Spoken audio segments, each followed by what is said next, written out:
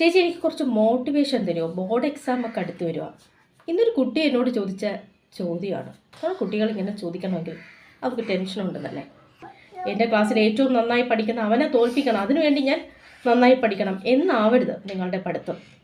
നിങ്ങളുടെ പഠനം നിങ്ങൾക്കൊരു ലക്ഷ്യമുണ്ടായിരിക്കണം, ആരെയും തോൽപ്പിക്കാനല്ല, നിങ്ങൾക്ക് നിങ്ങളുടെ ലക്ഷ്യത്തിലേക്ക് എത്താനുള്ള മാർഗമായിരിക്കണം. ഈ പേപ്പറിൽ കാണുന്ന കുറേ ചോദ്യം മാത്രമല്ല നിങ്ങളുടെ ശരിക്കുള്ള പരീക്ഷ എന്ന് പറയുന്നത്. അതൊക്കെ ഇനി വരുന്നതേ ഉള്ളൂ. ജീവിതത്തിൽ ഇനി ഒരുപാട് പരീക്ഷകൾ നിങ്ങൾ നേരിടാൻ കിടക്കുന്നു. കഴിഞ്ഞ ദിവസം നമ്മൾ കേട്ട ഒരു വാർത്തയുണ്ട്, ഒരു വ്യവസായിയുടെ മരണം.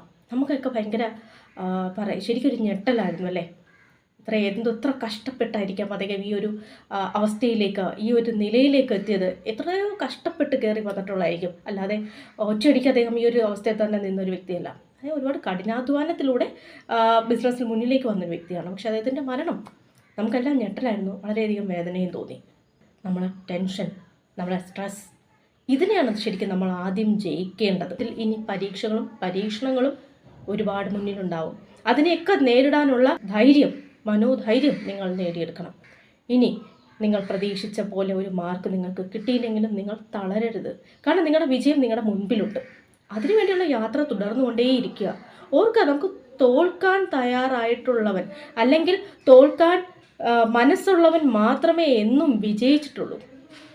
വിജയത്തിൻ്റെ പിന്നാലെ അല്ലെങ്കിൽ വിജയം തന്നെ പറ്റുള്ളൂ, തോൽവി എന്നെ കൊണ്ട് അക്സെപ്റ്റ് ചെയ്യാൻ പറ്റില്ലെന്ന് ചിന്തിക്കുന്നത് തളർന്നു പോകും. തോൽക്കാൻ തയ്യാറാവുന്നവൻ എന്നും ജയിച്ചുകൊണ്ടേയിരിക്കും. നിങ്ങൾക്ക് എന്തിനേയും തരണം ചെയ്യാനും ഉൾക്കൊള്ളാനും കഴിയും. അതാണ് ഏറ്റവും വലിയ വിജയം. അപ്പോൾ നന്നായിട്ട് പഠിക്കണം, ടെൻഷനൊന്നും വേണ്ട. ടെൻഷനെ പരാജയപ്പെടുത്താൻ നിങ്ങൾ ശ്രമിക്കുക. എന്നിട്ട് നല്ല മിടുക്കനായിട്ട് പഠിക്കുക. വിജയം ഉറപ്പാണ്.